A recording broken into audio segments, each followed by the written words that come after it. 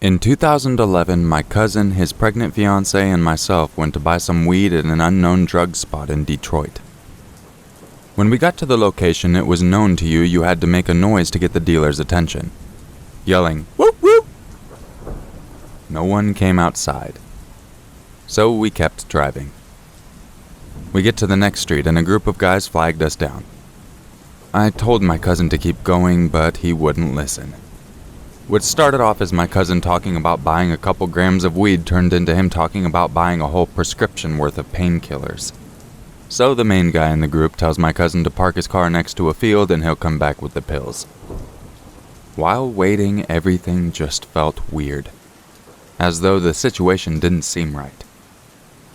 The main guy and the other guy came back and told my cousin he would have to give him the cash because the person he was running the pills for wouldn't do the deal without the money. It was at that time my cousin knew something wasn't right and said, "Fuck that. This sounds like a setup." He went to start his car, and right when the engine cranked over, the man put a gun to my cousin's head and reached into the car and took the keys out of the ignition. The main guy said, "Give me that money. I'm not fucking playing."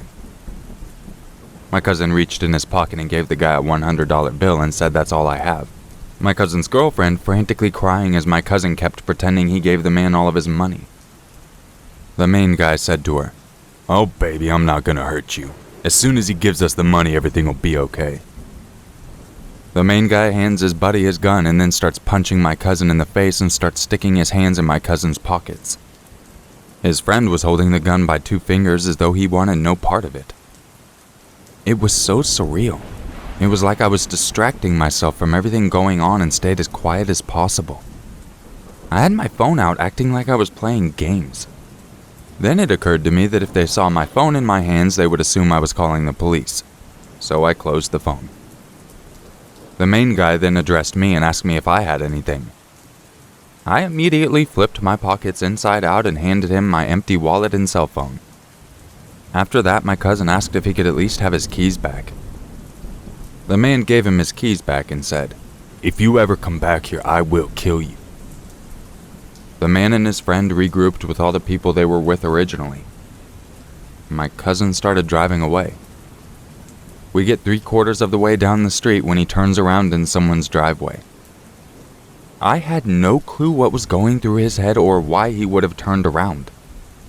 As he was going back towards the people that had robbed us, he starts speeding. My cousin steered the car right into the group of people who robbed us. All of them jumped out of the way except the main guy who robbed us. He flew up and hit the windshield, his body immediately shattering the entire windshield. The airbags went off and the car swerved really hard from the impact and hit a curb and broke the control arm. Smoke was rising from the front of the car and we were broke down in the hood with what looked like a dead man still on the hood of our car. My cousin attempted to restart the car. As he kept trying to start the car, his fiancée kept repeating, "Oh my God, we're gonna die," while crying. After his failed attempt to get the car to start, he looked at me and his fiancée and said, "Get out and run." My cousin was the first one out. I was not familiar with his car and struggled finding the door handle. I had climbed to the front of the vehicle and waited for his fiancée to get out. I got out of the car and started running as fast as I could. His fiancée looked at me as I was outrunning her and said, "Help me." I remembered the man trying to comfort her as he robbed us and felt they wouldn't harm her. I reassured her, "It's okay, you're gonna be just fine, just keep running." And I kept running. Just after that, I saw a man behind me with a pipe in his hand chasing me. I had one more street to go before I could jump the fence to the service drive and flag cars down for help on the freeway. But unluckily for me, that didn't happen. The man caught up to me and hit me in the back of the head with his pipe, and I kept going. Then the man hit me in the side of the head with his pipe, and I went down. The man got on top of me and asked, "Why did you do that?" Then he hit me with the pipe. I told him I didn't and said, "I was a passenger in the back seat." He then said, "Wait till the cops get here," and then hit me with the pipe again. He asked me where my cousin went, and I pointed to the opposite way he ran. Then another man approaches while he was on top of me. He looks at the other man and says, "Smoke him."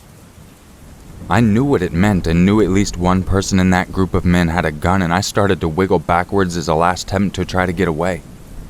It was at that time I thought my life was going to end. It wasn't like the movies when you see your life flash in front of your eyes, but instead a horrific situation you had no control of and an overwhelming amount of fear through your body. The man pulls out a gun and leans over me, and then everything turns black. Hours later, I woke up next to the service drive and it was dark out. I was out of it. Everything felt like it was moving, as though I was on some kind of psychedelic drug. The reality of what happened hits me more and more. I started thinking, where's my cousin and his fiancée? Are they dead? I started crying as I was walking. Every time I saw a car or a person, I'd duck into some bushes and fear the people who robbed me would return, all while being in pain and unsure if I had been shot. I walked a mile up the road to get past the Detroit border and into the suburb community of Detroit. I went into a store and explained what had happened and said I don't know if I had been shot, but I need 911 immediately. Moments later, cops came and I was still shook and confused. I was afraid to say what really happened in fear of having my name on a police report where a gang could find me. I told the cop I was jumped by a group of white kids in their city, and I told the cop, "Look, I don't care about a police report. I need an ambulance." The ambulance arrives and takes me to the hospital, my face covered in bruises with a distinctive bruise shaped in the outline of a gun. They ran a CAT scan on me and told me I had bleeding on the brain and that it could grow and I could die from it.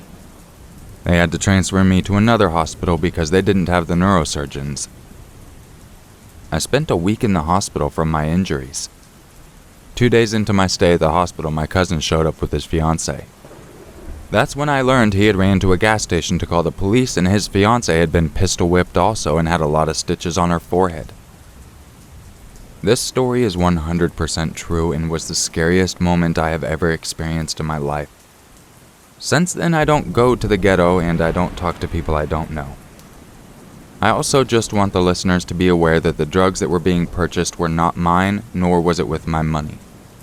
At the time, I lived with my cousin and he had trust issues. My option was to go with him to get a bag or sit in the rain outside until he came home.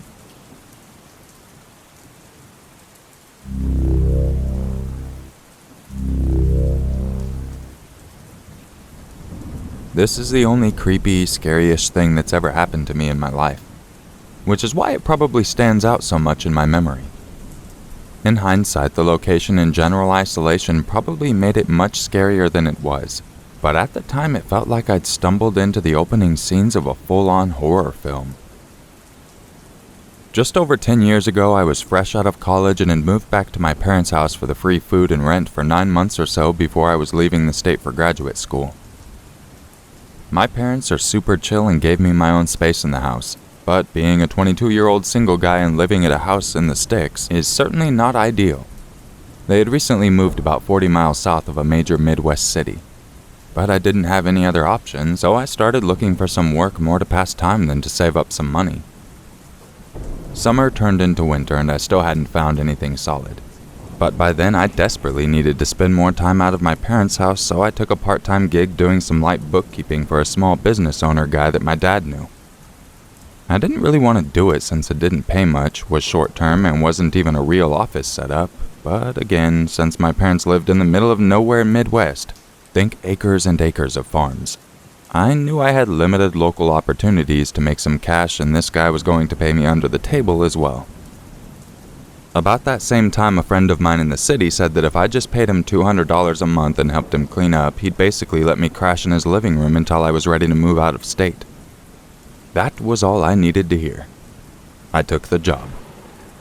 So my dad's family had a construction-type business.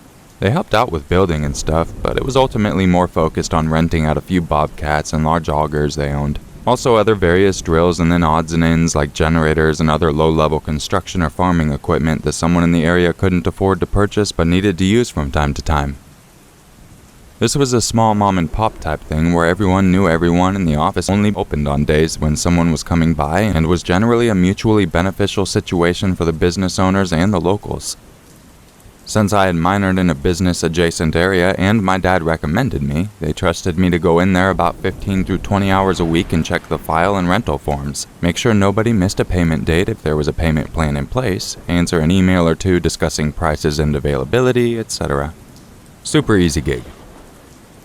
The old building where I worked was almost about, I think, 90 years old at the top of this little hill, and the downstairs used to be an old country bar until the late 70s when the family bought it cheap, cleared out the bar and fenced off the property to use it as a parking lot to store all their rental equipment and gear. I could generally come and go as I pleased, work any hours I wanted as long as the work got done. So if things were slow and there weren't any rentals for a couple days, I'd usually go in after 7 and stay until around midnight or 1, since I knew I'd be alone and could listen to loud music and take my time and all that. The office where I worked was on a second floor of the building above the old bar and looked out into the long driveway. From my seat I could see out the window and once or twice saw a family of deer or raccoons scamper by, and I always glanced out when I saw movement since it was very noticeable.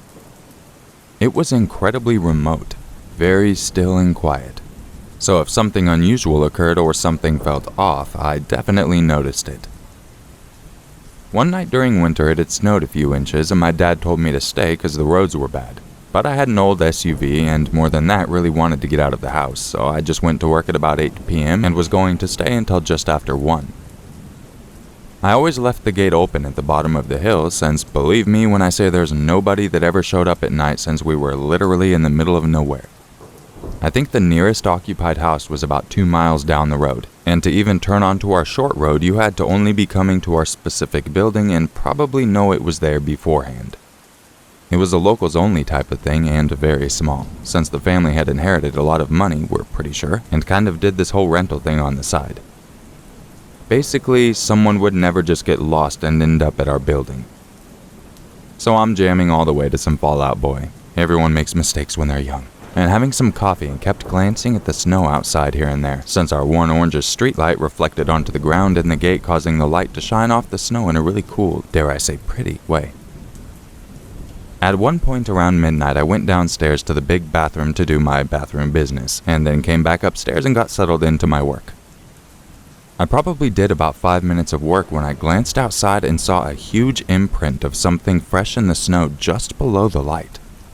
It seemed like it must have been a huge dog or a substantial animal that had just rolled around on the ground there on its back or something. Since I didn't notice it just 15 minutes before, it had happened while I was in the bathroom or maybe when my back was turned, since I would have seen that type of movement for sure. I shook it off and assumed a dog or maybe even a small farm animal, this was common type in that type of area, had gotten loose, and maybe was attracted to the light or something. Who knows? At around 2 in the morning I was leaving, and as always got out of my car to lock the gate up, and to be honest I had pretty much forgotten about the imprint in the snow.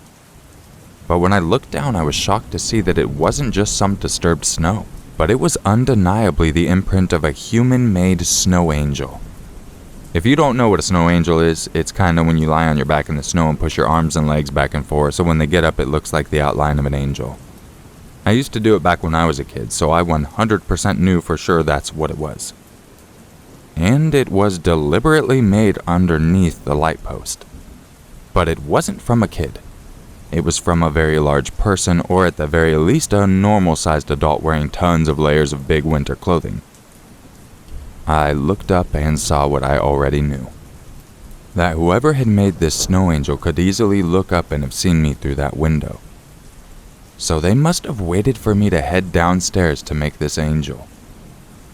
I definitely would have seen or heard someone drive up to our building, even if I was in the bathroom, so I know someone had to have walked deep into the freezing cold snow for a few miles, stopped in front of our building and then do a snow angel in the small amount of time I wasn't sitting in front of my desk window. I glanced around for tracks in the snow and saw that there was one set that led to the nearby woods to the right of the building.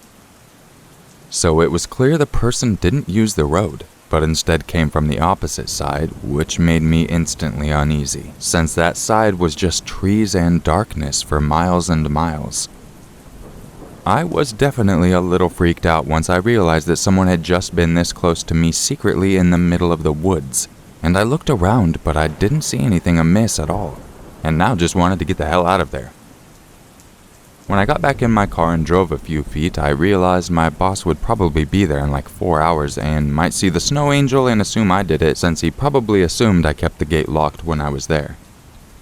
It wouldn't have been that big of a deal at all, but I was young and felt like I might be made fun of by him if nothing else. They were manly men.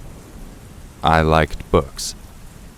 So I opened the gate back up really quick, ran over and kicked the snow around it so it hid the angel, locked it up again, and went back to my car. Also, I should note this is really what happened, but I almost lied here and said something else since it seems fake. Since I assume the average person wouldn't just get back out of their SUV and not just flee their car because they're embarrassed about a snow angel. But at the time I was insecure and cared a lot about what others thought. So unfortunately, that is what I did. Also, I wasn't exactly fully terrified at this point, though it was certainly unsettling. I just thought it was really weird and it could have been an illegal hunter, even though hunting at night in the cold didn't make much sense. Either way, the imprint was made 2 hours earlier and I assumed they were long gone. But that's when I heard it. When I was getting into my SUV, there was the loudest high-pitched laughing coming from the woods. It almost sounded like a fake laugh, like the Witch and Wizard of Oz or something. Like someone was doing it fake on purpose to show they weren't scared of me or how I'd react at all, since I knew they were laughing at me on our property. It was close enough that I knew they could probably see me, but I couldn't see them at all, since other than the street light I was under, there was no illumination. After a few seconds of laughing, they stopped, and then it was just silence everywhere except for my heart beating through my ears. Then the laughing started again, though louder this time. More like screaming and laughing combined. I sort of froze for like 5 seconds, listening in panic.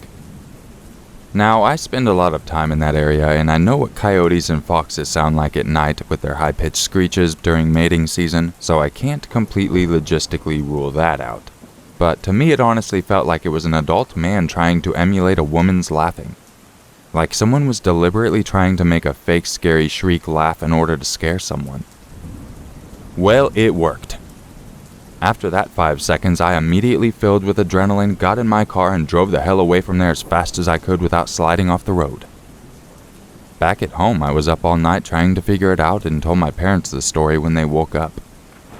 After talking about it, we all decided it was one of two things. It was either my brain somehow convinced itself that the snow formation was an angel shape, when in reality it was just caused by some animal, and then the snow tracks and the laughing were just a coyote or red fox. Though I don't think that's what it was. What I truly believe is the second thing, which is that some local was out walking around for some reason and decided to mess with me.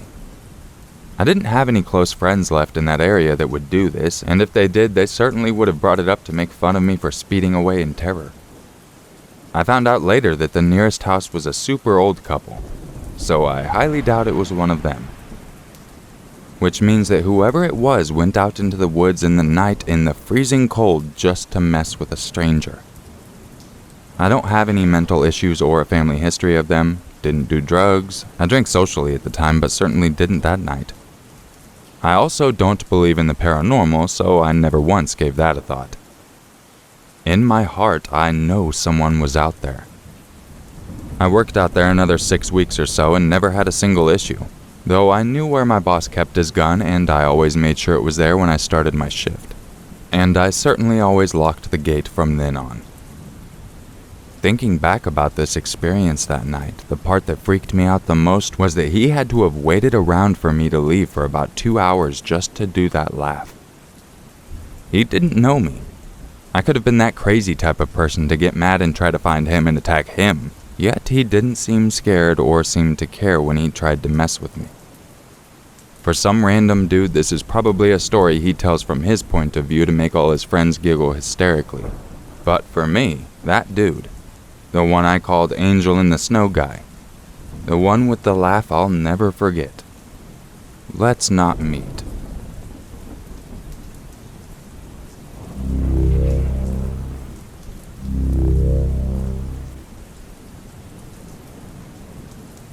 I appreciate you checking out this video, and if you enjoyed it, make sure to leave a subscribe, like, all that good stuff. And if you want to help support the channel, you can check out my Patron page, or you can join as a channel member. You click the join button down by fucking subscribe by the subscribe button.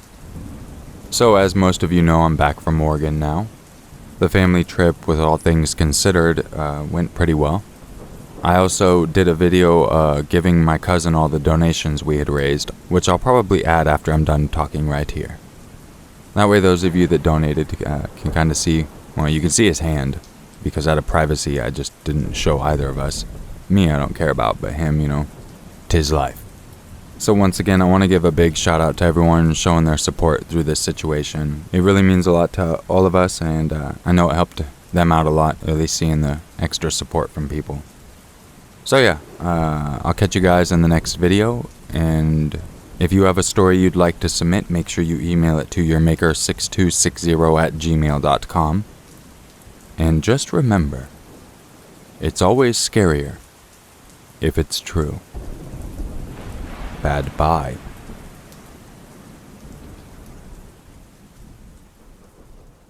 Okay, everybody, so I'm with my cousin who I had mentioned to you all, and these are pictures of my aunt who passed away recently. This was the one I'd mentioned to you guys a lot, and a lot of you guys actually sent some support. Each of these is a different donation during the streams that I was running for my cousin, trying to help raise money during this time. I'm not going to read them all right here, but I am going to give it to him, and I just kind of want to have them so you guys can see. But essentially I did the math. I also have some PayPal donations that came through, so I did the math on everything, just so you know. But I figured it'd be nice for you guys to see a little bit of behind the scenes and my aunt and her stages of life. And yeah, without any further ado, we raised $340 within the couple of streams we did. So that's this, by the way. I know you can't see my cousin, but I'm trying to respect his privacy at the same time, but also kind of give you guys a little something. So especially today with YouTube's outrage culture, I explained it to them. I know it makes it awkward. Say hello, by the way. Hi guys, I appreciate everything you guys have done. It's a hard time for us, and I really appreciate strangers coming together and doing this. It's amazing. And that way you at least know I'm not talking to myself. And yeah, he's got a sexy little voice too, doesn't he? And of course I pitched in some as well, so there's a few extra 100 there, just because to help out. It's family. It's what it's all about. And I also want to thank all of you guys from the bottom of my heart. It really means a lot that you guys are willing to help out, not just me, but, my family. And it really means a lot to all of us. And I'm happy he gave me permission to share some pictures and share, because as I said with my daughter's story, someone doesn't truly pass away until their memory's gone. So in a way, this adds a little longevity to where it's not just us speaking words. It's going to be something online forever. And yeah, my mom would blush right now. She's in front of so many people. Yeah, it'd make her day. She would be mad. She'd be like, "Don't have me on camera. What are you doing?" But yeah, I really do appreciate you guys, and I know my cousin does as well, and all the family here. You guys don't know how much it really did help, and means a lot to everybody. So thank you all. Here's your short behind the scenes, and yes, the money's going to him. Put your hand down there so they see a different hand, pick it up. Next thing I know, they're probably still going to say, "You hired someone." And it's like, shut up, guys. But yes, okay. Much love, everybody. I'll try to get videos uploaded. Thank you all. Good day.